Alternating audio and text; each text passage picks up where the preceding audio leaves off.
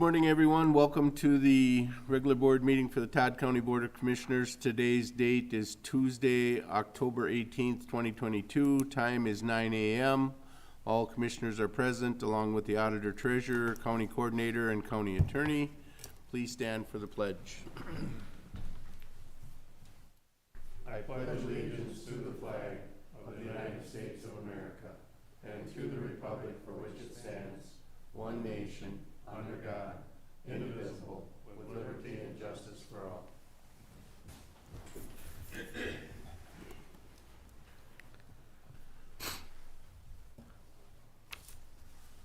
Amendments to the agenda. I have none, Mr. Chair. Mr. Chair, I'd like to add 4.3, they accept the resignation of Kurt Botner from the Sauk River watershed. 4.3, accept resignation of Kurt Botner, right? Any other changes or amendments to the agenda? Was there an effective date for that resignation? No, there was not. I just received a letter just telling me that he was Do you know, resigning. Randy? He's done this month, October. So, tonight, I believe. What's that? She's gonna check the letter. Oh.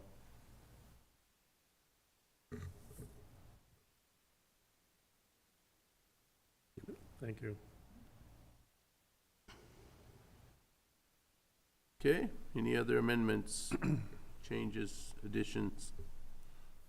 If not, I would entertain a motion to accept the agenda as presented. So moved. Motion by Kneisel. Is there a second? Second. Second by Newman. Discussion?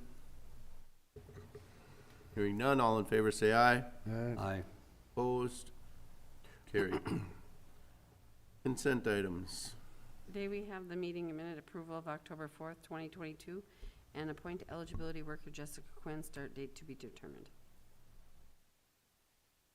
And your new one. Resignation. Oh, and the 4.3, Kurt Botner, Sauk River watershed manager, effective November 1st. Thank you.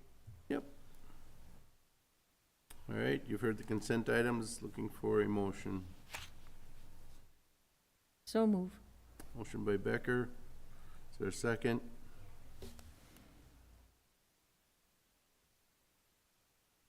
Second. Second by Newman. Discussion? Hearing none, all in favor say aye. Aye. Opposed? Carried. Auditor Treasurer. First item we have today is to approve the commissioner warrants. Warrant register was sent to you for your approval. The recommendation is to approve the commissioner warrants with an ACH and a manual payment totaling the amount of $115,078.83. Okay, you've seen the board action for the commissioner warrants totaling $115,078.83. Looking for a motion. So moved. Motion by Kircher. Is there a second? Second. Second by Kneisel. Discussion. Roll call. Commissioner Kircher? Yes. Commissioner Kneisel? Yes. Commissioner Becker? Yes. Commissioner Newman? Yes. Commissioner Erickson? Yes. The next item I have is the Health and Human Service Commissioner warrants. Again, the register was sent for your review. Recommendation is to approve the Health and Human Service Commissioner warrants with an ACH and a manual payment totaling the amount of $215,741.82. Okay, you've seen the board action for the Health and Human Services Commissioner warrants totaling $215,741.82. Looking for a motion. So moved. Motion by Newman. Is there a second? Second. Second by Kneisel. Discussion. Hearing none, all in favor say aye. Aye. Opposed? Roll call. Roll call. Roll call. Commissioner Newman? Yes. Commissioner Kneisel, Yes. Commissioner Becker, yes, Commissioner Kircher, Yes. Commissioner Erickson. Yes. Sorry about that. It's Montana on his brain. Yeah. Health and Human Service SSIS warrants, background is sent for your review. Recommendation is to approve the Health and Human Service SSIS warrants with an ACH and a regular manual payment totaling in the amount of $44,586.87. Okay, seeing the board action for the Health and Human Services SSIS warrants, totaling amount $44,586.87. Entertaining a motion. so move, Motion by Becker, is there a second? Second? Second by Kircher, discussion. Roll call. Commissioner Becker, yes, Commissioner Kircher, Yes. Commissioner Kneisel, Yes. Commissioner Newman, Yes. Commissioner Erickson. Yes. And the last item I have then today is the 2023 county fee schedule background. Todd County has built a county fee schedule to be implemented for 2023, and a public hearing was held on October 4th, 2022, to gather any public input on the proposed fees. Your options are to adopt the fee schedule, do not adopt the fee schedule, or to adopt the fee schedule with desired alterations. And the recommendation is to adopt the 2023 fee schedule to be effective January 1, 2023, as per the attached document. Okay, we've seen the board action for the adoption of the 2023 county fee schedule. Looking for a motion. So move. Motion by Newman to adopt as is, correct? Is there a second? Second. Second by Kneisel. Discussion. Hearing none, you don't need a roll call on this one, do you? Okay, all in favor, say aye. Aye. Aye. Opposed? Carried. County ditch. And I'm presenting this on behalf of the ditch inspector, Nancy. County Ditch 12, whole harmless agreement, ditch maintenance. Background is the resolution, the whole harmless agreement, the aerial photos, and the project pictures. And her recommendation, acting as ditch authority, to approve a whole harmless petition from Tom Miller to clean approximately 200 feet of the main ditch on County Ditch 12 located on his parcel 39-0000200 in West Union Township, Section 16. This project will be done at Tom's own expense. And I believe that Nancy said she was reaching out to you to inform you guys that she was not gonna be here if you had any questions. So there's the resolution, his application. A picture where he's cleaning it out, it looks like. I'm thinking it's the. And pictures, yeah, here we go. Looking southwest from Culvert on County Road 51. Looking northwest back towards the culvert.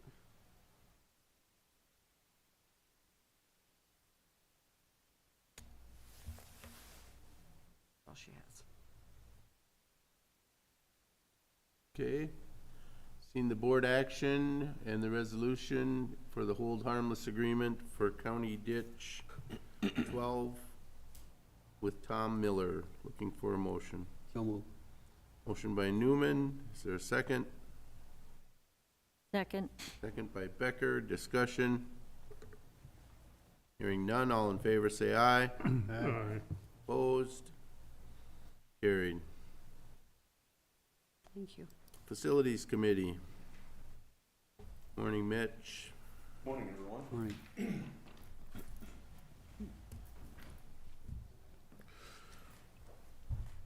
So today I'm here for the approval of the Justice Center plans and approval to move forward to the public bid phase. The background is on June 21st, 2022, the Todd County Board of Commissioners approved a contract with Winseth to provide professional services for re-roofing and rooftop project to the Justice Center.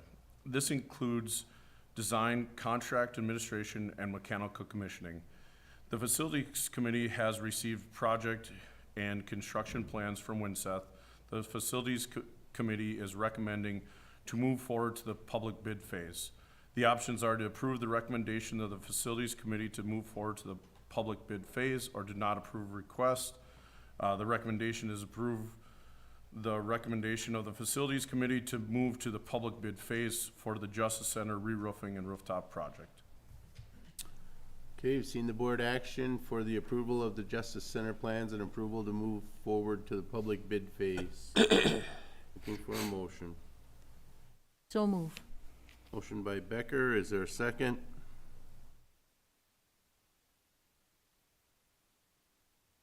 I'll second it. Second by Kenizel, discussion. Yes, I believe that, moving forward, the ARPA funds are available for this, or Mr. Chair, Commissioner Becker, yes, we do have ARPA funds that have not been allocated yet. Correct. Okay. Yep. Mr. Chair, if I may, on the ARPA funds, we've had different committee meetings, and I'm not aware of things being done with projects that are being done with those committee meetings. How much money are we dedicating to this through the ARPA funds? I can speak to it. Our estimation was 2.1 million, is an estimate, cost estimate by Winseth. Until we move forward to the actual bid phase, we don't know the exact number. We do have alternate ways to pay for it if need be, with the facilities, improvement funds. But the hope is, to use the ARPA fund, Totally for the project? possible or portion of it, depending upon what the number comes back at, correct? So what was our ARPA funds total? The total was 4.79 million, and to date, Denise can maybe help me out with this, but I believe we have allocated approximately 830,000. Correct. So 3.9 would be remaining in those funds, So we're gonna spend the approximately. majority of it for this project then? A good portion of it, yes, that would be possible, yes. A good portion is a good statement. Mr. Chair, Commissioner Kircher, I think our goal right now is to find out what will this actual project cost, and then there's another opportunity for the board to weigh in on this once we look at those bids and either accept, reject, Yep. and decide how you We're- want to fund it. At this point, we're looking for approval to go out for bid. After that, there's no set in stone that we're doing anything. We just want to make sure that it's okay with the board to So go what's in out and our, pursue what's in our this. capital improvement balance? The capital improvement balance to date is roughly around 1.2 to 1.3 million. Next year, potentially, there's another 475,000 going in there as well. So, if the project would be under what the estimated cost is, we'd have potential to take it out of there. However, we do have other other items that we're looking into to improve around the facility to make them, to make their life expectancy better in different areas, so. Well, I'm just concerned that, we had all these committees, we met about, probably what you can call, for lack of better terms, a wish list of things for the other departments. And I'm hoping that we can accomplish some of them, maybe we have already, with the ARPA funds. And if we put the majority of the money toward this project, that kind of leaves the other departments without some of the things that they think are critical to their departments. I just want to make sure that we are considering that as a board. If I could speak, Mr. Chair. Sure. I think as a facility group, our concerns is that building has been leaking for approximately 10 years, give or take. And it's an opportunity that we have money available, that we can go ahead and complete this job. And not only the roof, but we're looking at the new units on top. We're looking at a complete Correct. project. So one of the things that everyone is well aware of is that the Justice Center's been leaking for a while. I started in 2017, and we've had the problem ever since. Just the funding hasn't been available for this project to happen. We now have a chance or a possibility to make something like this happen. And without at least a portion of the ARPA funds, it probably wasn't available or Well- be able to be done in the timeline. I think you're misunderstanding me. I understand the building is leaking. I'm Yep. not that dumb, but Yep. I do know it's been leaking. I used to work in that building, so I know there's issues. My concern is that we do have capital improvement funds, and that the board should consider using some of those and some of the ARPA funds, but I am not supportive of using all of the ARPA funds to pay for this project. So I think that we should consider that and look at some of the critical needs of the departments of which ARPA funds were designed for. So I'm just hoping the board considers that. So I know I know it leaks. I know we've had issues there for years. So it is a matter of fixing it, and I understand we have some money available. So I'm just saying we should be considering some of the things that some of the departments think are critical to their department when now we have the funding for that. So because I don't think ARPA funds were totally designed to be for capital improvements. So, Commissioner Kircher, they are, the way that we utilize these funds, we put them into for use of general government I services. understand that. Yep. Understood. I know that. So, Any other discussion? Not, I had a motion and a second. All in favor, say aye. Aye. Opposed? Carried. Thank you. Thank you. County Assessor. Morning, Chris. Morning. I am here today as kind of a continuation of the October 4th meeting. At that meeting, I brought up a discussion topic, and that topic was to post and hire a part-time office assistant for the assessor's office. Today, I am coming back asking for a motion on that same request. The job description was included. It was graded as a grade 5. The request is the background, the assessor's office has a need for additional front staff. The primary duties associated with this position include customer service, data entry, filing, etc. The funding needed is included in the 22 and 23 assessor's budget. The options today are to approve the request to post and hire a part-time office assistant for the assessor's office, or to deny the request. Mr. Chair, could we have discussion? Sure. Okay. I guess Chris sent us a kind of an update of what you guys discussed at the personnel meeting. And I guess I was a little bit frustrated, whatever, that maybe more things weren't brought up. I don't know if we're putting a Band-Aid on this or if we're really looking at seeking to find a solution to the problem. I looked that last year we had a lot of people come in to visit when their taxes came out. I mean, and it could be the same repetition this year with the number of people coming in. And I guess as commissioner, we get a lot of calls because people weren't happy when they got here, or they called and did not get a reply back for a day, maybe days. And I don't know if this part-time position is going to fill that need. I understand that concern. This is the maximum amount we are currently budgeted for at this point. One of the options that was brought forward to personnel was to do a budget request to hire a full-time position.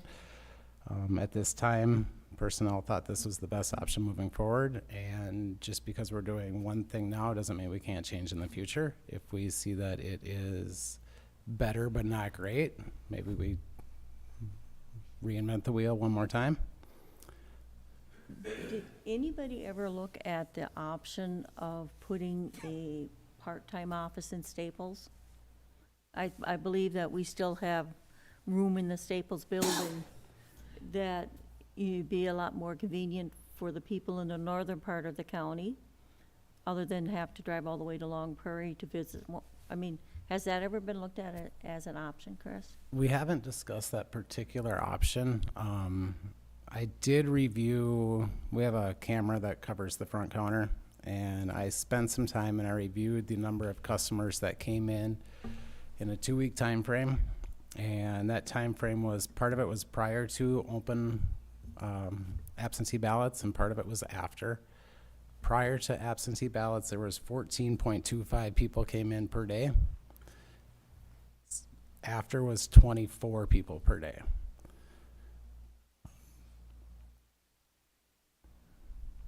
I don't know if, from the video, I can't tell where they drove from. Most of our customers are seen either on site or telephone call. And that 14 people, that's shared with the auditor's office as well. So I'll go back to my question that I asked at the last meeting.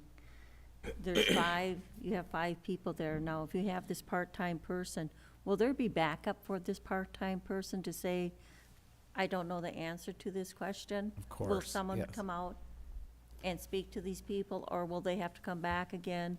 Or, I guess that's where I'm getting, where's our customer service? Well, this is, I don't want this person to just be a face. I want this person to learn the job, to be able to answer questions, to be able to give documents, guidance, and we do try to have someone there 100% of the time. Now, whether that person can answer the question or not, sometimes I have to research the answer myself. I can't guarantee that it's going to be a one-stop shop when you come in. There's difficult questions or things that need to be seen on site or require follow-up that may not be solved with me standing at the counter. I hope that having someone there more often, or more people more often, will help solve the vast majority of questions and comments that we receive. I just think that we didn't look in this in depth far enough. I was hoping that it would have gone to personnel, maybe finance, and really looked this through, come back to another work session that we could have worked this through. That's my comment. Mr. Chair, I'll move for number 1. Okay, we have a motion for number 1. Is there a second? I'll second it. Seconded for motion for number 1. Motion by Kircher, seconded by Kneisel. Any further discussion? Yes, Mr. Chair, has the thought ever been about having a chief deputy assessor? Because if somebody's not there to answer these questions, we're gonna have the same crap show that we had last spring.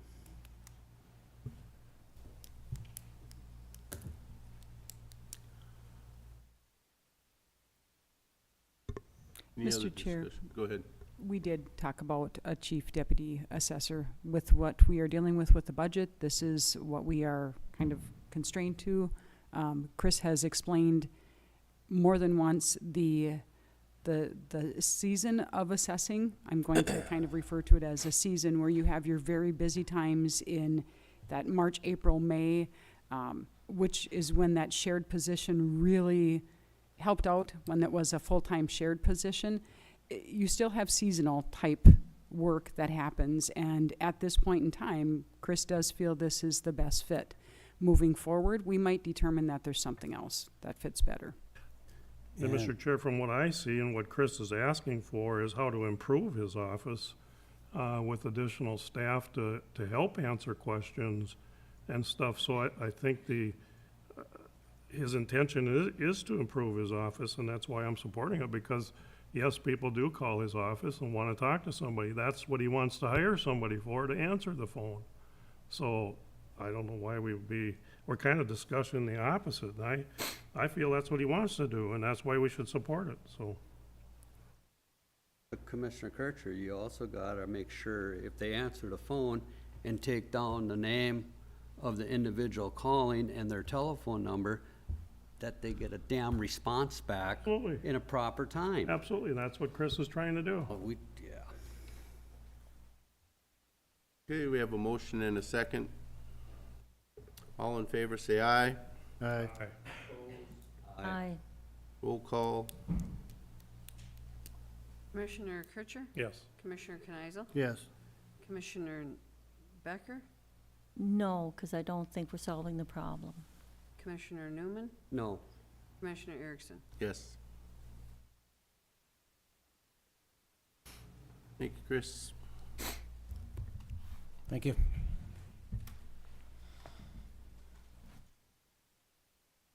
Planning and zoning. Good morning, Adam. Morning, Commissioners. My first item this morning is the Schwarzentroober Amish Cemetery preliminary plat. An application to establish a private cemetery on parcel 15002840 in Leslie Township was received on July 13th. The application was reviewed by the Planning Commission during the August 4th and October 6th public hearings. And the final recommendation from the Planning Commission was to approve this preliminary plat with the following conditions. One, that the applicant shall remain compliant with applicable local, state, and federal regulations related to the operation of a cemetery. Two, declare a cemetery official and an alternate that would be responsible for following state rules and provide contact information to the county to be recorded with the final plat. Three, maintain a list of individuals buried in exact location within the cemetery. And four, cemetery plat must be completely fenced off with boundaries clearly identified. All burial sites must remain inside the fenced area. The option would be to approve the preliminary plat with those proposed conditions or do not approve the preliminary plat. And the recommendation would be to adopt the findings of the Planning Commission and approve the preliminary plat with those proposed conditions. Okay, you've seen the board action for the Schwarzentroober Amish Cemetery preliminary plat. Looking for a motion. So move. Motion by Newman. Is there a second? Second. Second by Becker. Discussion. I do have a question, Mr. Chair, on the maintain a list of individuals buried in the exact location. I'm assuming they keep a drawing or whatever. Do they use headstones? I don't think they typically do, but I don't know that with certainty. Okay. The other thing is, if they would abandon the cemetery, what would happen to the records of the cemetery? That's a good question. I don't know the answer to that. We have researched these things extensively to try to find statutory guidance or anything out there, and there is not a lot that guides us in how to handle these things, not locally or statutory either. There has been cemeteries, as I understand it, that somehow get turned over to the township for maintenance. I don't know where the origin of that was, though, but that is just something I had heard through conversation on some other sites. I've heard that also, so I was just wondering what happens to the records if they Sure. abandon the site, so. And maybe that's something that the planning commission should look into, because Right, I think it's. I don't know if they turn them over to our recorder's office or what happens. Yeah, and maybe it's something John and I should have a conversation about if we have another application come up. Thank you. Any other discussion? Yes, Mr. Chair, this is on the Reynolds Leslie Line Road, right? Yes, I believe so. Any other discussion? Hearing none, all in favor say aye. All right. Aye. Opposed? Carried. Okay, next is the Arnold Greenis request for CUP, an application for a conditional use permit on parcel 0300262200, Birchdale Township, was submitted on September 12th. The request was to expand an existing feedlot from 450 to 999 animal units. The application was reviewed by the Planning Commission during the October 6th public hearing. The final recommendation from the Planning Commission was to grant the conditional use with the following conditions. One, facility owners must maintain registration every 4 years and remain compliant with the Todd County Ordinance and Minnesota 7020 rules. Two, any future livestock lot or barn construction will require the review for compliance by the feedlot program prior to construction or install. Three, conditions of the CUP must be disclosed to any future landowners or real estate transaction. Four, all land application setbacks and Minnesota 7020 rules pertaining to the storage and handling of manure must be followed. Five, construction of clay line and manure pit must be completed prior to stocking of open lots. Sixth, applicant must obtain land use permits for any new structures established on the site. And seven, the applicant must abide by all their applicable federal, state, and local standards. The option would be to grant the conditional use with those proposed conditions, deny the conditional use, or remand it back to the Planning Commission. And the recommendation would be to adopt the findings of the Planning Commission to grant the CUP with the proposed conditions. And I did have the map to, so we can see the general location here. You can see kind of in the center of the map there, the Arnold and Chris Greenis site is there. The feedlot's kind of off to the left or west side of the property. The nearest neighbor is furthest to the south on the county line, and it's a little bit over a half-mile away. And then I think that's Pauley Lake to the east. That's just a hair over a half-mile also. How far is Higgins? Higgins is to the east, and it was just a hair further than the distance to Pauley, so I'd say maybe 2/3 of a mile. I just included that because that was the closest one. So it's pretty close to halfway between the two. Okay, you've seen the board action for the CUP request for the Arnold Grunes. Looking for a motion.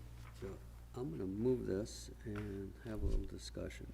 Motion by Newman, is there a second? I'll second it. Second by Knizel. Discussion.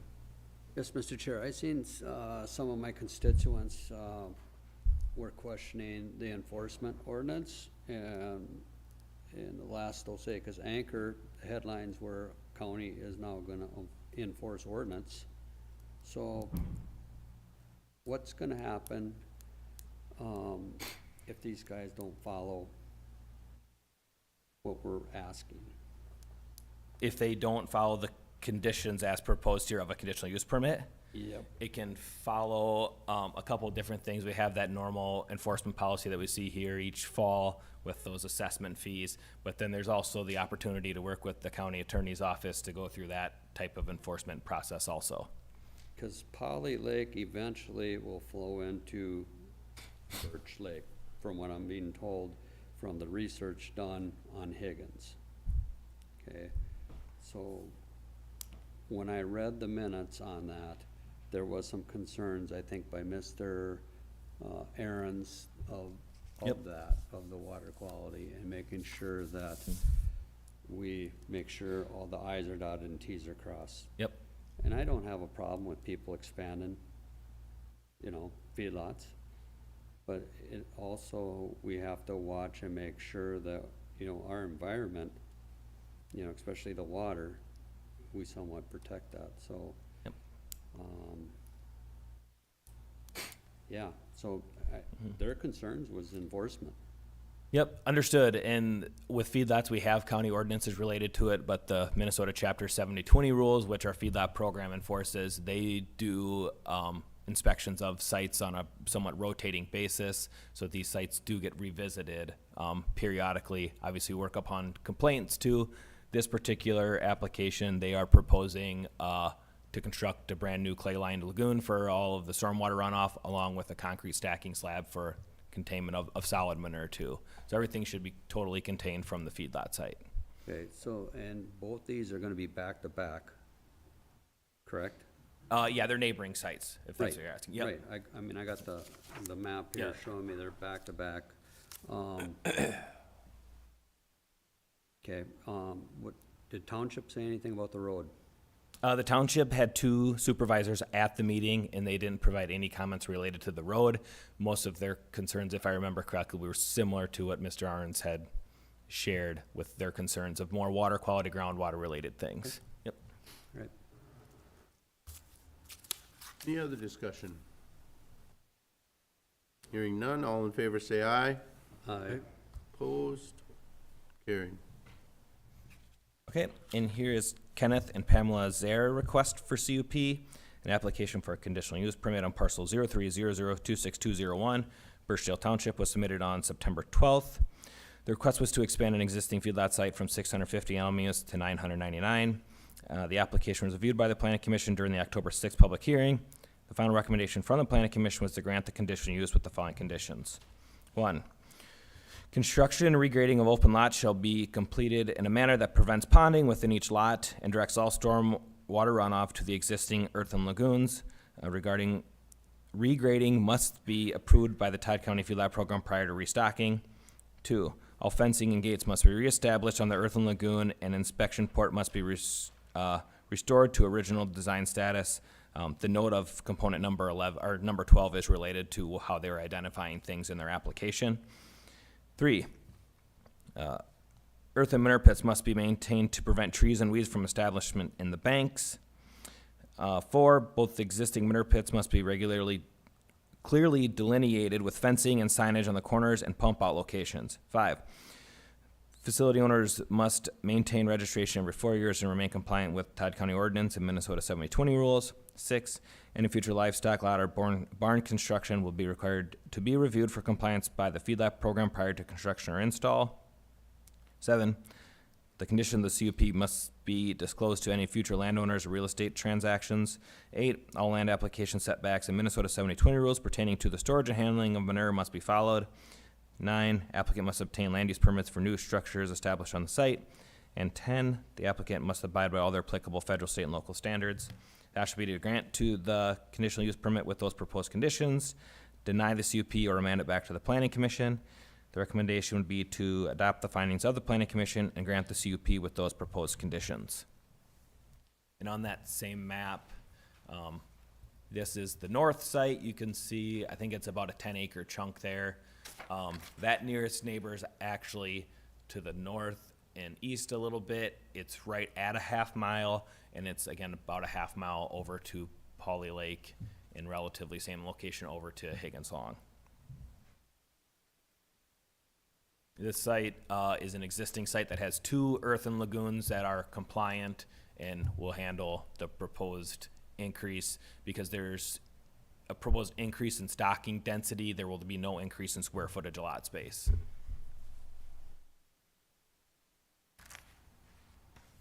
Okay, you've seen the board action for the CUP for Kenneth and Pamela Zaire. Looking for a motion. I'll move number 1. Motion by Newman. Is there a second? I'll second it. Second by Knizel. More discussion? Yes, Mr. Chair. The same thing goes with this one too, because they're, they're back to back. We're gonna have a couple thousand head of cattle down there, so, Pauley Lake on the east side's got a lot of development. So, we'll find out in a year or two if my phones start ringing, so. Okay. That's my only concern, and just making sure that we keep an eye on the water quality. Okay, any other discussion? Hearing none, all in favor say aye. Aye. Opposed? Carried. Thank you, Adam. Thank you. Health and Human Services.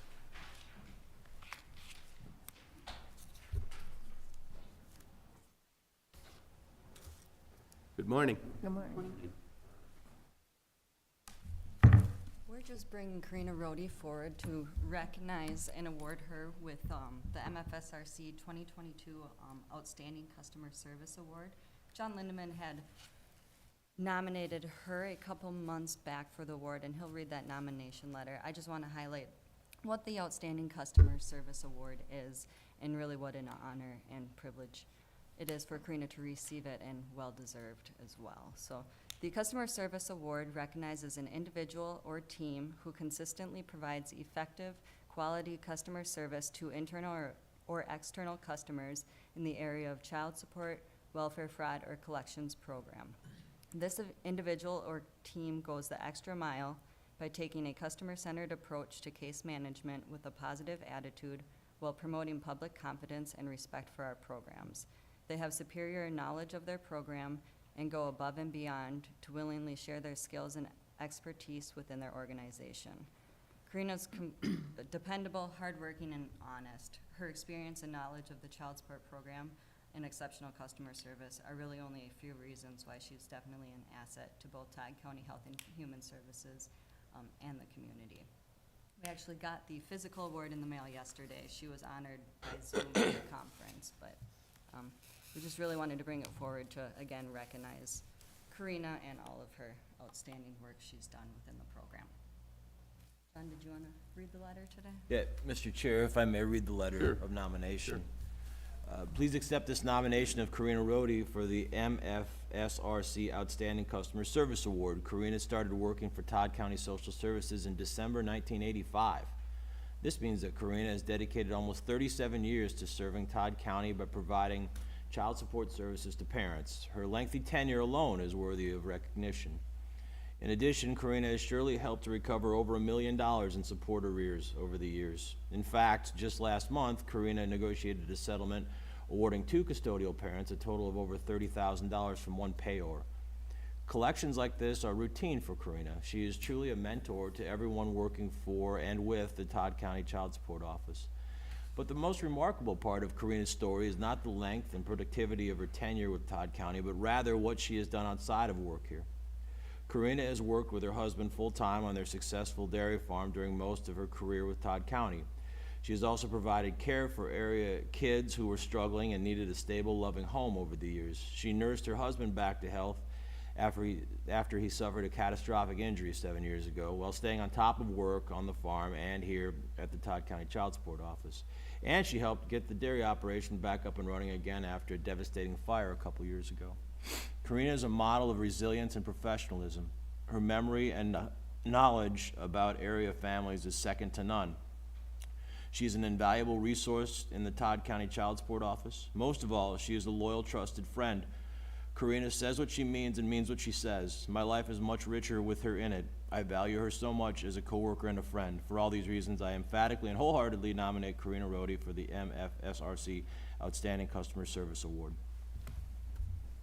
All right.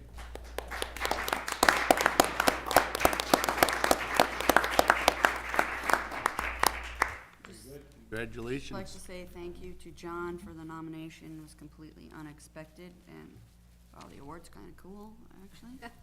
So, yeah, thanks to everyone for being here, and to the board for always supporting the child support unit. We do really appreciate that. It's not just me, it's our whole team, so, thank you.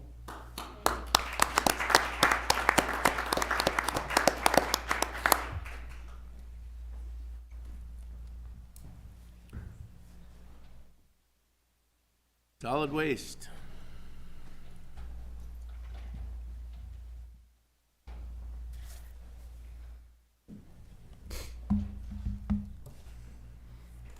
Morning.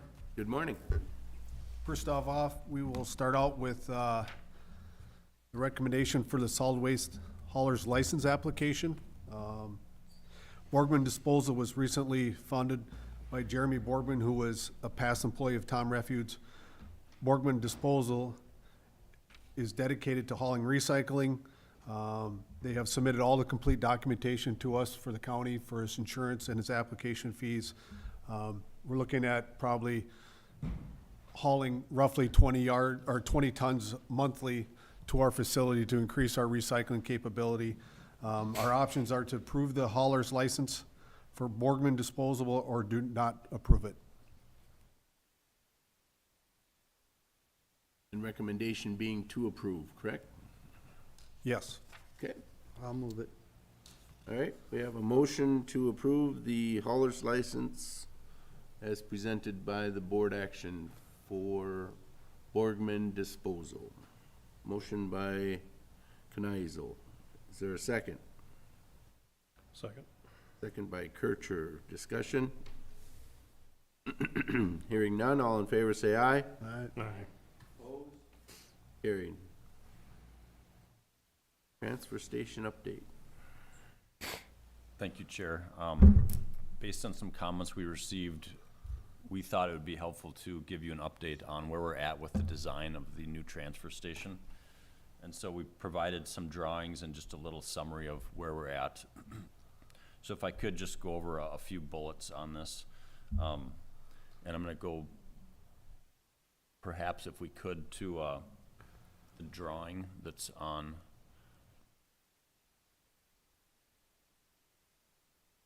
It would be one more down, please. Yeah. Sorry, and they're kind of big. So this actual drawing is the concept design that was approved to move forward.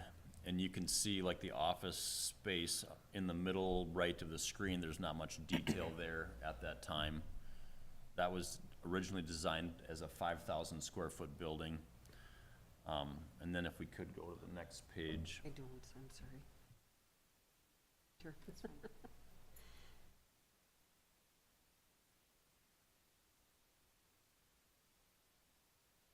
This is a more detailed view of the, what I'll call the transfer station itself. And that one right Wanna there, read this thank one? you. That's perfect, Denise, thank you. So on this, we've been working on some finer details, thank you. Let me figure out a point with that. Technology. So in the upper left corner of this is the trailer that the waste would be loaded into to go to the waste-to-energy facility. Pointer guy. So in the upper left corner, that's where the trailer will sit. And so that's like a semi-trailer. Currently, we're using roll-offs. That's a more efficient system. And the commercial traffic would be entering on the overhead doors on the left side of the screen. So we have two doors there. One of those reasons is redundancy. If a door goes down, you have a second door. The other one is just to keep the volume of traffic moving. And so the left 2/3 of that building is for what I would call commercial traffic. That would be for municipal solid waste, your normal household garbage. It would also be for demolition waste. Currently, if we have customers that bring demo waste to the facility, they dump it on the ground outside, and then we reload it in roll-offs to bring it to the landfill. So Mike's gonna point to where it would be stored. That material can be stored in a compartment or an area until we have a semi-trailer in there ready to receive demolition waste. Next to that compartment to the left of it, there's what we'll call non-processable wastes. And those are wastes that we'll receive that really shouldn't be sent to PERM for combustion because they're too large and bulky, or the nature of their, the material, like a couch, really doesn't go well there. So we'd be able to stockpile material there. And so this adds a lot of efficiency. It also adds a lot of safety features because the right side of the screen then, the right third, I'll call it, is more for your residential traffic. So we won't have people in half-ton pickups or sedans bringing in a tire or a couple of things that are gonna be intermingling with the commercial traffic. We've spent a lot of time on the household hazardous waste processing, which is the far right part of the screen. So that area, for that and the other residential, cars will enter the building at the top, which is the north side of the building, and they can drive through and stop and unload stuff. You can see in this drawing that space on the far right has doors. You want to point to some of those doors. So there's a door, and then further down, there's another set of doors. In our most recent meetings talking about this, for safety reasons, we've moved those rooms to align them that our staff wouldn't have to actually exit out into traffic, but they'd be walking through in those areas that are traffic-free, just to eliminate that safety risk. So there's still some smaller moving parts to this that we're working on. But before we go to the office, this is generally our layout currently for the building itself, the transfer station. So is there any comments or questions that you guys would have on this space? Just to clarify here, what Chris was mentioning is, this is the area where we produce and sort and package for recycling. So that would be moved up to here so we can access the prepping station where the customers drop. These facilities, one is our mechanical room and such, that would just be transfixed down here. So that's the reason, like he said, for safety, we can access this facility here just from where they process. And that there is one room in here, or two, that we're gonna have heated, for the purpose of HHW processing. The rest of this building is an unconditioned building. There will be, as I recall from past projects, requirements for ventilation just because of the combustion engines in there. But that wouldn't be for heating or air conditioning, it's just moving the air through. So if we could go to the next page. So this is a layout of the office. Mike, You might have to help me remember where Jessica sits. This is the north end of the building. Thank you. So left is north. Yep. And then, the processing area would be right here. The scale would be in this area here, where traffic comes through from 71, comes through here, scales, and then there's an access for the customers to come through, get their ticket, and process the weight there. And that scale is the dedicated residential route. The commercial trucks and scale is separate. So as soon as they get into the site, you know, they have to take the same approach from the state highway, but past that, we separate them out. Any other features you want to share on this? There's a conference room which is be added. We could use that for training. That would be here. We improved the facility as far as showers included into our locker room areas for gender. They are separated, and there's just an open area for sinks and cleaning, our laundry service. But this is the access where this is all sidewalk, and there's the parking lot would be here for customers to access. This is a safety featured entryway, and this is where they would actually get their ticket at this service counter right here. It's a secure location, so they can't access any further into the building beyond that. We also did include a customer restroom at the facility when they enter the building. Can I ask a question? I think I read it in Chris's statement that you reduced some of the square footage by 3,000. Where did you make the reductions? They had actually allowed 2 more office spaces for just offices, which we really didn't think we needed. I think we reduced about 1,800 square feet completely, somewhere close to 2,000 we reduced it by. Yeah, and we did compare to other existing facilities based on staff counts and size of facilities to look at what's practical. You know, one facility we compared to has a staff of 18. And with that facility, their office space was around 3,000 square feet. So we have we have a staff population of about 6.5. So, you know, the nature of our business isn't really office heavy, but we have reserved space here. You know, currently we have 2 office people. It's Mike and Jessica. And just as this is shown here, we can have 5. Yep. So there's quite a bit of room for growth here. Okay, that was gonna be my question, because if you underbuild, you'll be sorry in a few years and say, I wish we'd had this, wished we'd had this. So when you're doing it, my point has always been, do it right, don't do it wrong. So Correct. if you're making your reductions, if you're comfortable, but don't shortchange yourself, because if growth takes place, then you're gonna say, well, what do we do now? So, And the initial layout, they had a really large area also here for the locker rooms and the bathrooms, and we reduced that quite a bit. It's not an area that, you know, if you're servicing equipment to get oil or you want to clean up or something, it's not an area that it's going to get utilized a lot. So we really condensed and put a lot of thought into reducing that area. And that's where a lot of our reduction came from. There are, I think, forward-thinking or progressive thoughts in this too. You know, for the customers coming in, they have access to a bathroom separate from the employee's bathroom. And that vestibule is also, I'll call it isolated in that, you know, there's a window between the customer and our scale house attendant. And there's just a spot where you can pass stuff through. So I'll call it COVID resilient. So we're interested in any questions you have. We have several other things that we're working on. Some forward-thinking things is there's still a little bit of looking to do at the roll-offs that we're setting out, because we want the residential waste to be immediately put into roll-offs, not to have big outside stockpiles.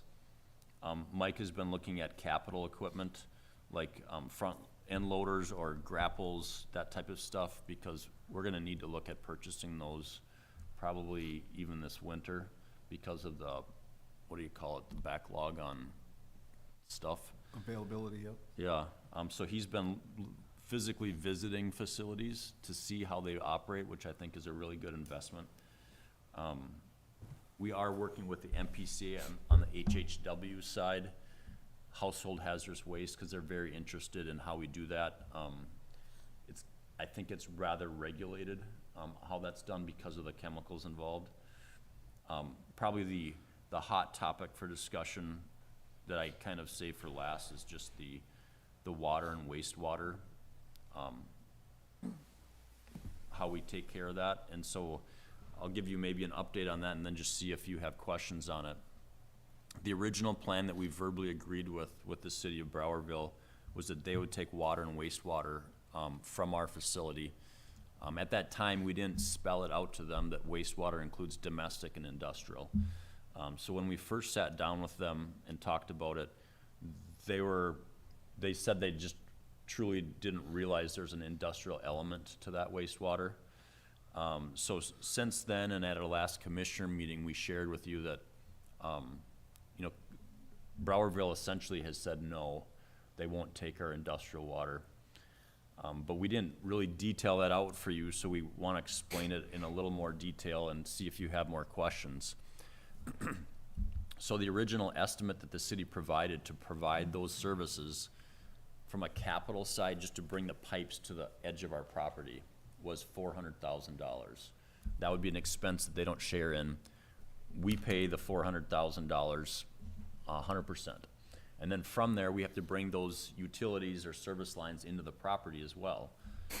So as we looked at that and we looked at the fact that they don't want to take industrial wastewater, we consulted with our engineer, Stantec, and looked at cost estimates. We also talked with Adam Assifort. Adam, Thank you. Ossiford.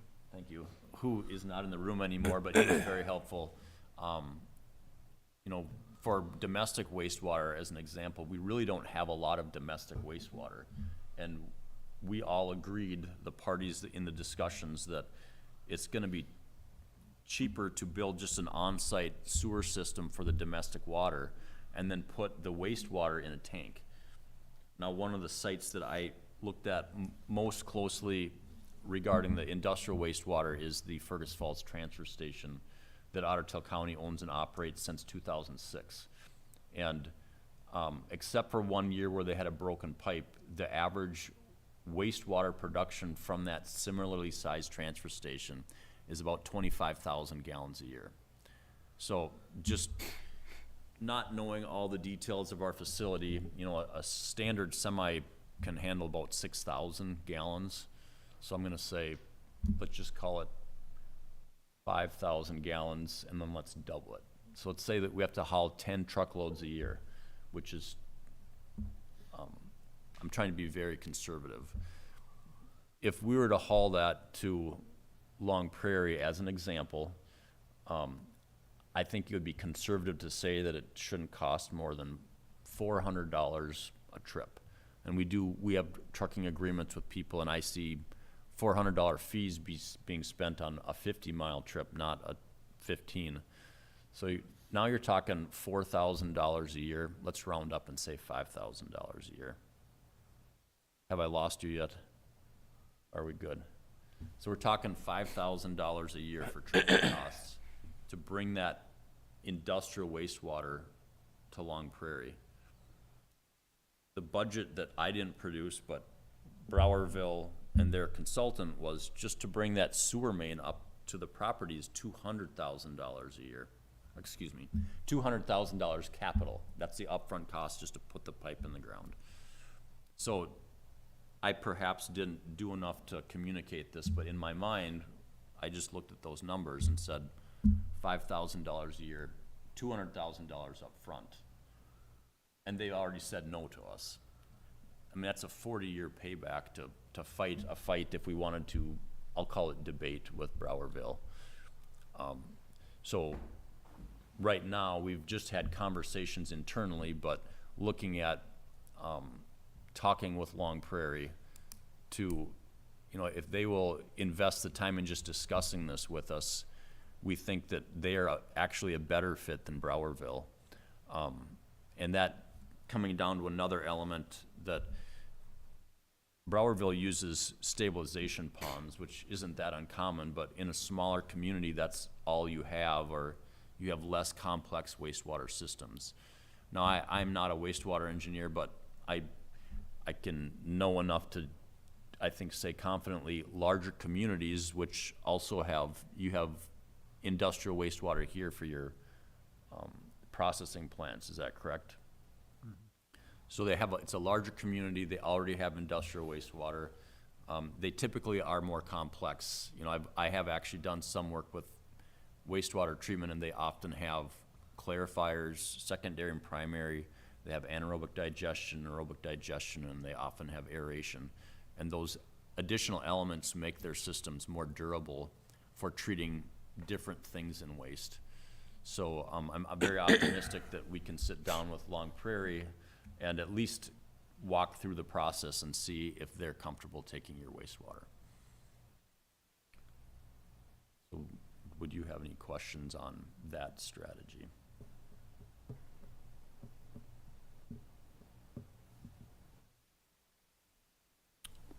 Doesn't sound like it.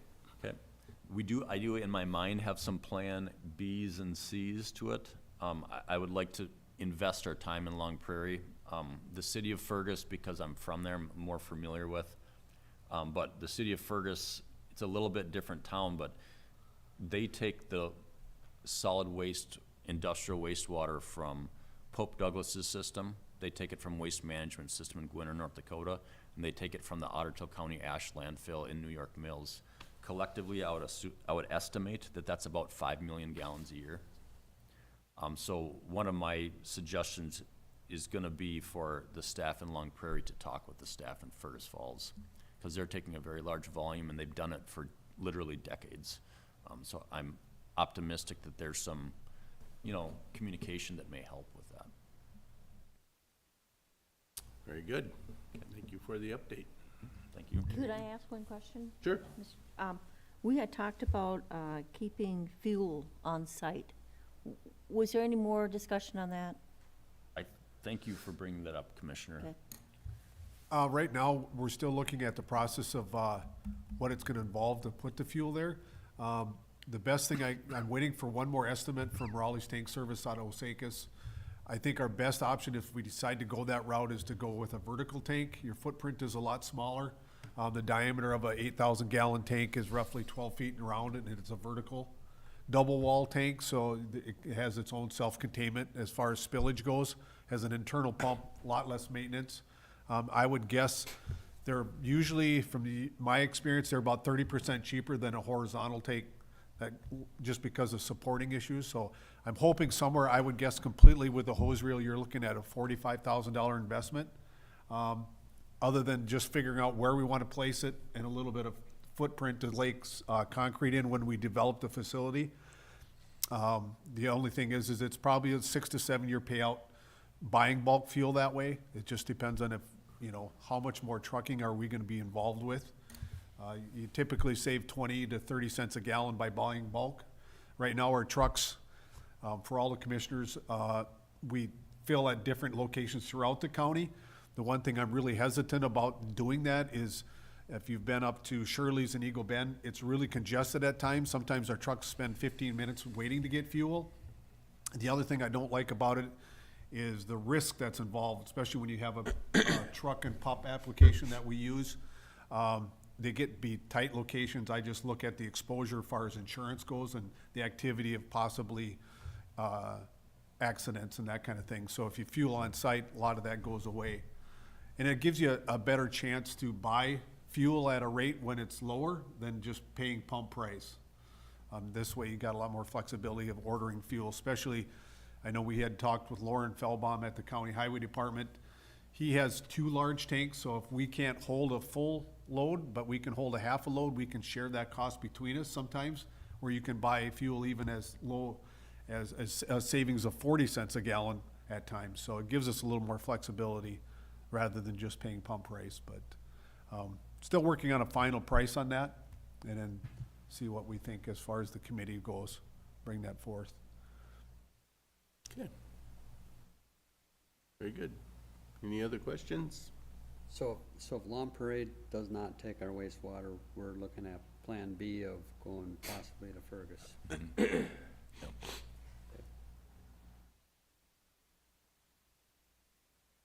All right.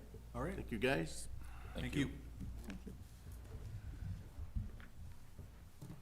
And on to reports, auditor treasurer. Right now, we are just working on settlement from the real estate taxes that we collected that were due yesterday. Getting that prepped for the end of the month payout. Ag taxes are due November 15th.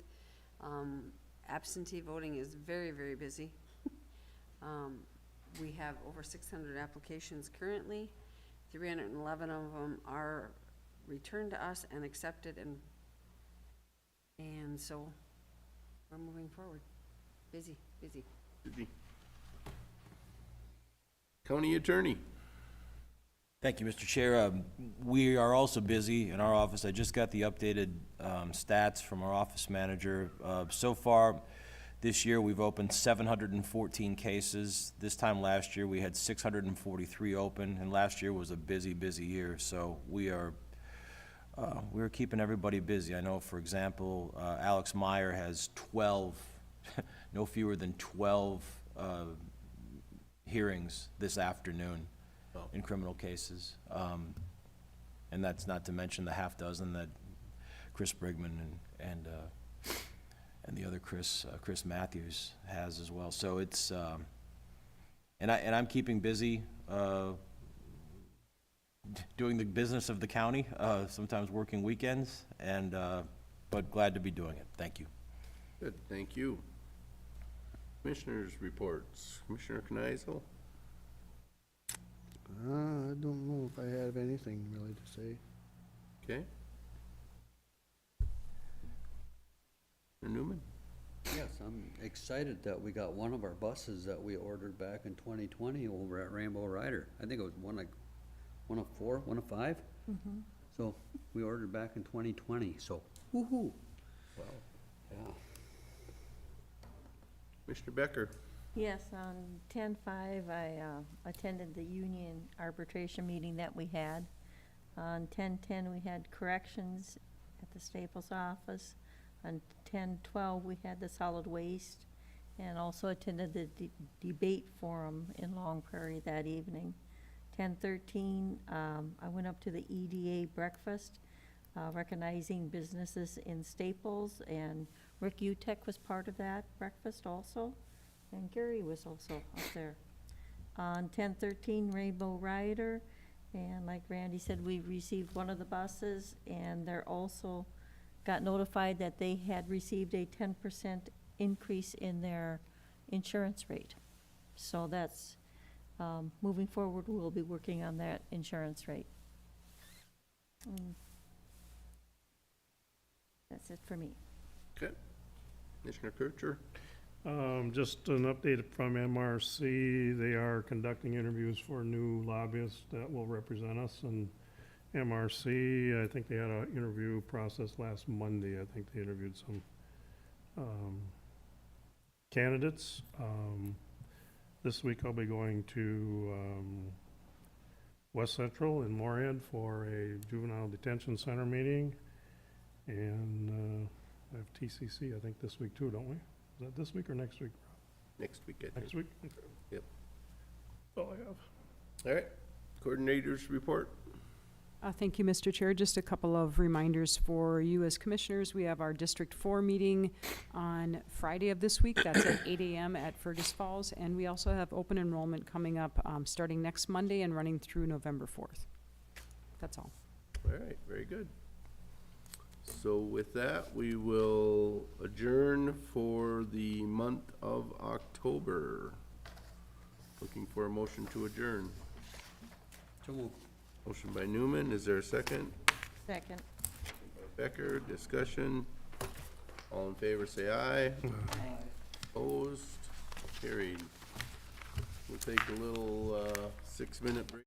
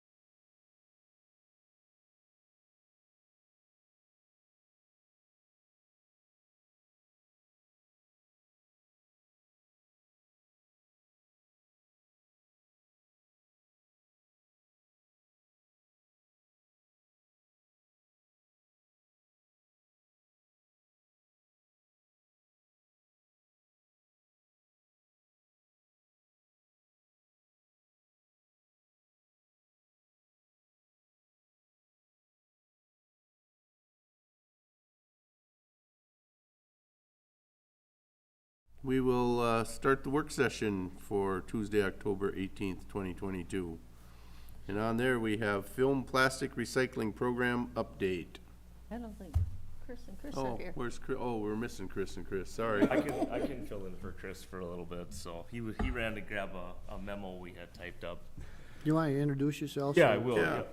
Morning, Commissioners. I'm Steve Branby. I'm the Assistant Director for Solid Waste over in Otter Tail. So just to preface this, I only just began about a month ago, so I'm digging in with both heels, trying to figure it out and get up to speed. But where we're at now with the film plastic program, we're nearing the end of our grant funded cycle.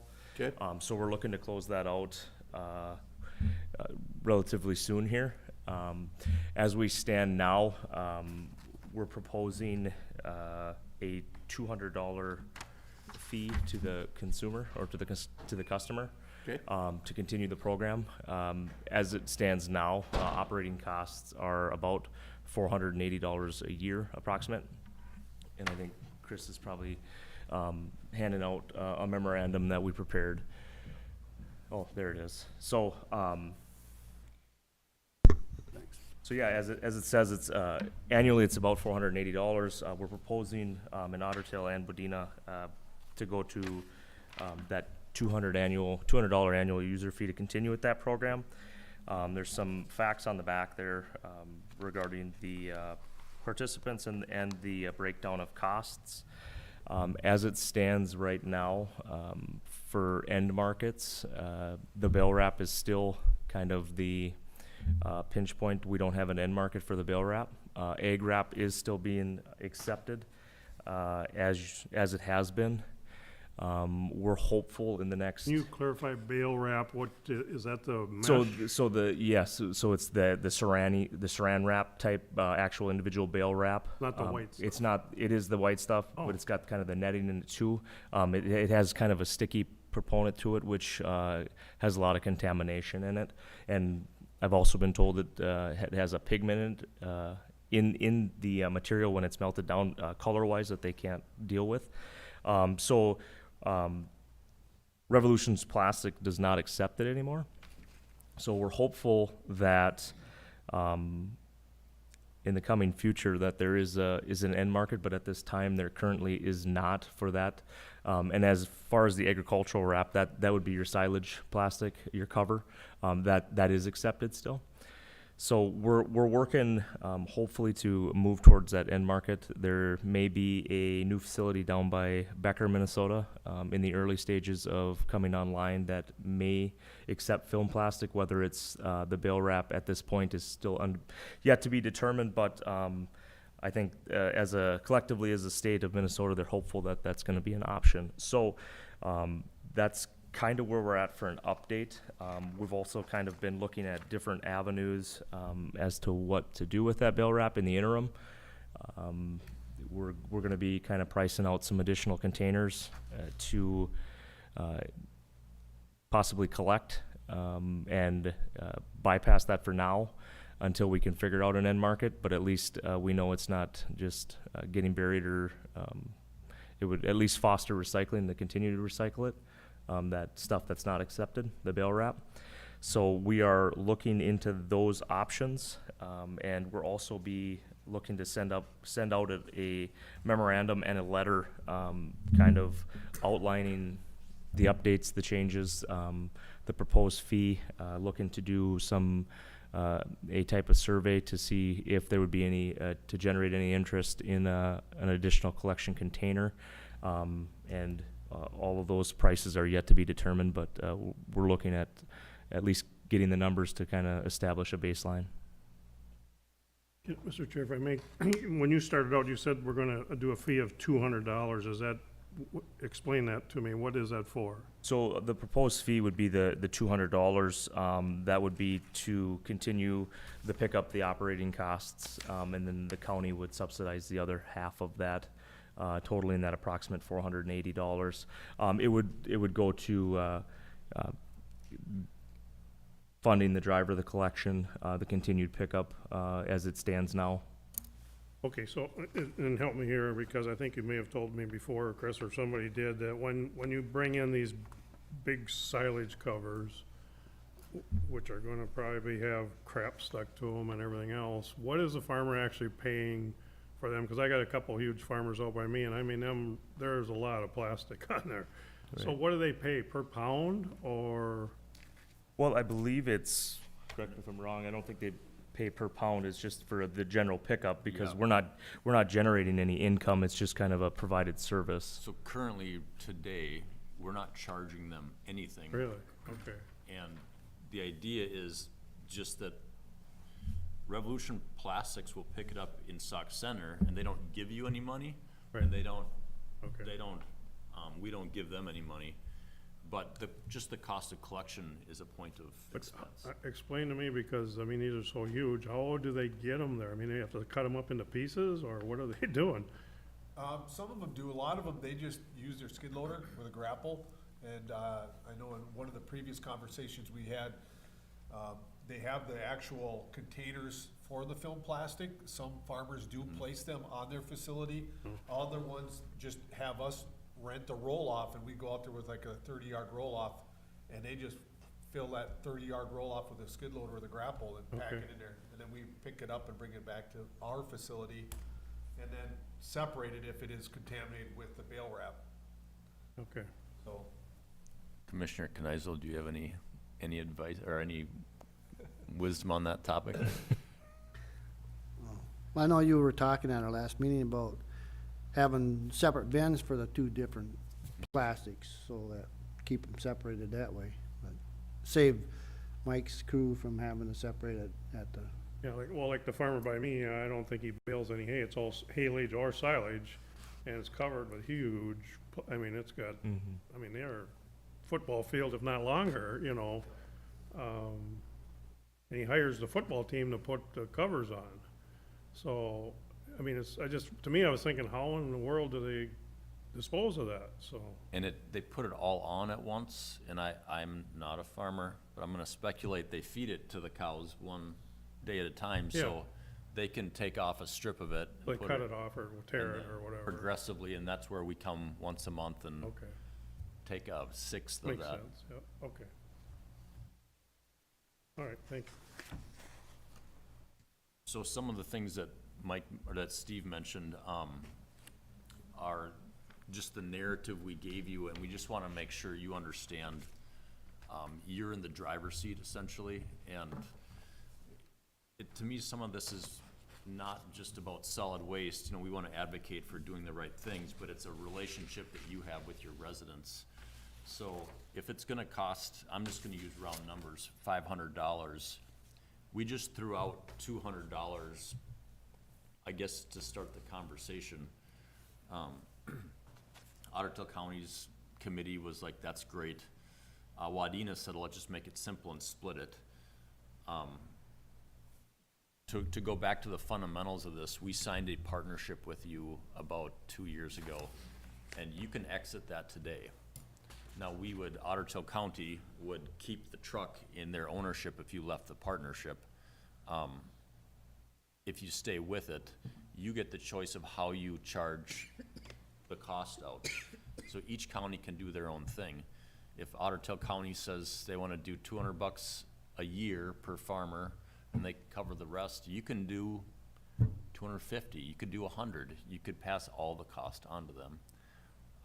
So that's where we just wanna make sure, we will have to come back to the board for a board action to make an official decision, but we think this is a good time just to get some discussion if you have questions of what we're doing. I'd like to ask Mike, when you bring a box out for somebody to put in, how much does that cost them when they bring it back? The rental of the unit is $5 a day, and then it's $2.50 per mile, depends on how far we go to pick it up. The one thing is, like Commissioner Kircher said, if you have the capacity for the container to be on site, it prevents a lot of pollution, because a lot of the sites that we go to, they tear the bag wrap apart as they feed the cattle, and then they just pile it in the field next to where the bales are placed or the silage is filled. So then it just really becomes with a lot of manure, extra material that's associated when we come in the spring and load it up. A lot of our times that when we went to pick up is late May, first part of June, because they're done feeding, they're starting to pasteurize different things, you know. So that stuff lays outside from fall until spring, and then we come and pick it up. So I think the one thing for you guys, as far as what I see, is it'd be nice to be able to facilitate them containers to the farmer and be able to separate them to products on site. I mean, I think it's a minimal cost per farmer, the way I would see it, to wanna keep our environment safe. Most farmers are good stewards of the land, so I would think, you know, whatever fee you guys set, I think would be a very advantageous thing for the farmer to use. You know, the biggest thing I think for them guys will be is trying to find enough containers also possibly. But Gary, that gets pretty expensive. If you're paying $5 a day, $2.50 Yeah, round that's trip, what I was getting at. you know, that's all, gets to be a chunk of change if you're going from Briarville to West Union or Graygo or Staples. I mean, that's a chunk of change. I guess that's what I was trying to point out. Right, that it just, so what, Be cheaper for the truck to come and pick it up there, you know. And that's what this program is doing, is the truck is stopping at each site. And he's real good. He texts you when he's gonna come, and then you let him know if you got enough for him to come and stop or whatever, and so he's real good about that. It's works out real good. Gary, what does that cost then to have the truck come? Well, it didn't cost us nothing this year. It was Okay. free for this year. And that's what we're estimating, the actual cost over the last 14 months averages out to $480 per farm. And so we communicated with the farmers prior to starting this that it's gonna be no charge right now, but to expect that at some point, there's gonna be a cost sharing. And so that's where, at some board meeting in the near future, we'll have some more information on what a second container costs. And we're gonna ask you what you want us to communicate to those farmers. How many farmers in Todd County are using the service? I think at this time it's, I think the number was 56, Yeah. with a proposed, share of just, I think 59, so. Denise, could you go to page 3 on that? Sure. I'm on page in our 3. new facility, what are we doing to accommodate any of this issue? Anything? No. No? Well, with the proximity of Sauk Center, there's actually no value of setting it on the ground. But do we have any guarantee how long Sauk Center is there? Well, I would say for all recyclable markets, there's no promise for anything. I mean, I think Sauk Center is there. The question that, you know, we met and kind of strategized yesterday, and we want to have a conversation with Price Murphy at Revolution Plastics and see what their level of commitment is to the future, like you're suggesting, Commissioner. Because we don't want to invest in more containers and find out 6 months later that Revolution Plastics is going to stop receiving all film plastics. Their business is built on film plastics. I mean, they're pretty robustly advertising not only that this is their business, but that they build their business on recycling their own product. But you can see here the numbers to answer your question, Commissioner Becker. In the middle of the page, it shows Otter Tail, Todd, and Wadena. And Todd's Yeah, 56. participating rate was 56 sites when we began the project 14 months ago, and it's 59 now. There's some other numbers up above that if I could just explain briefly. What we're showing you is what we told you 14 months ago, we thought, and what actually happened. So, as you know, budgets are only as good as the paper they were written on. But I think it's a good storyline. We purchased a truck for about $5,800 less than we budgeted. Our annual maintenance was about $6,300 less than we budgeted. Labor cost was a little less. We went over on fuel, which you probably aren't surprised by that. $4,000 over. The bins, the cost of the bins was significantly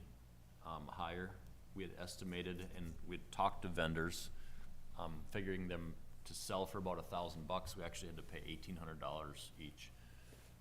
That was covered, $41,000 of that cost, if you go down the page a little bit, was covered by the grant, and the remaining $91,000 was paid for, actually by Ottertail County. We haven't charged that back to the other counties yet.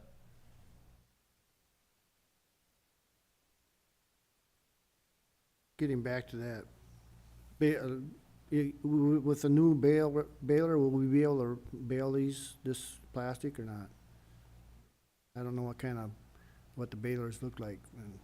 So as I recall, because we did have some discussion on this a year ago, and I know the baler that Ottertail County owns doesn't work for it, and we even tried it, and we called the vendor afterwards, and they said that you shouldn't have done that, because it baled it, but then it wouldn't come out.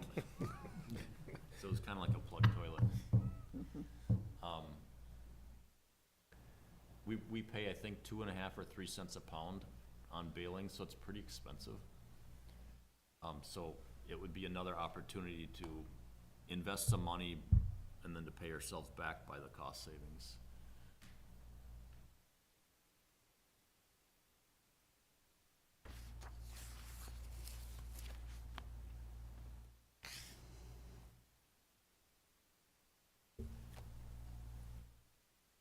Any other information or questions?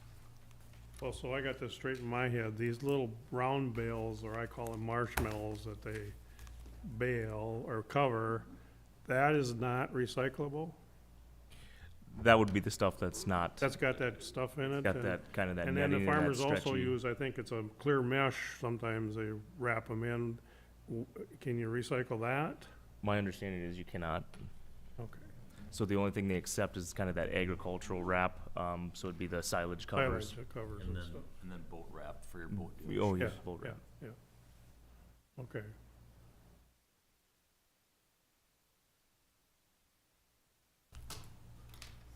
So we'll be hearing more from you in the future. Yes.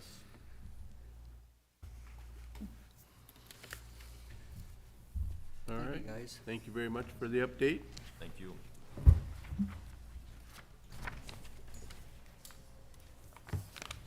And we will end the work session for